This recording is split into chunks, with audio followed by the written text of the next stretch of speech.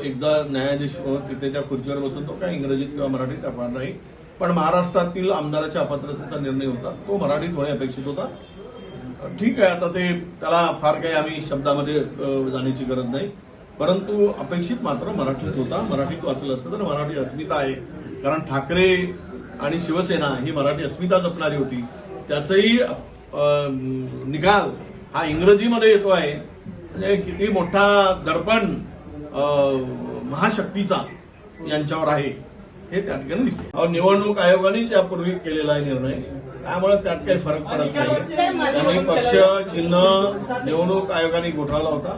अध्यक्षांना असा कुठलाही अधिकार आहे की नाही हा वेगळा भाग आहे, आणि तो निकाल देत असताना त्यांना पक्ष याचाच आहे हा म्हणण्याचा अधिकार कोणाला आहे? या अध्यक्षांना थोडी पक्ष ठरवण्याचा किंवा पक्ष कुणाचा ठरवण्याचा अधिकार आहे, तो अजूनही प्रलंबित आहे. उद्धव ठाकरे आमच्या सोबत असतील. उद्धव ठाकरे आणि ठाकरे म्हणजे शिवसेना, शिवसेना म्हणजे ठाकरे हे आम्हाला माहीत आहे. जनतेमध्ये, शिवसैनिकांमध्ये, सामान्य माणसामध्ये उद्धव ठाकरे यांचीच लोकप्रियता आहे, आणि त्यातूनच आमची आघाडी त्यांच्याबरोबर आहे. काढतील त्यावेळेस त्यांचं तो काय उत्तर द्यायचं ते देतील.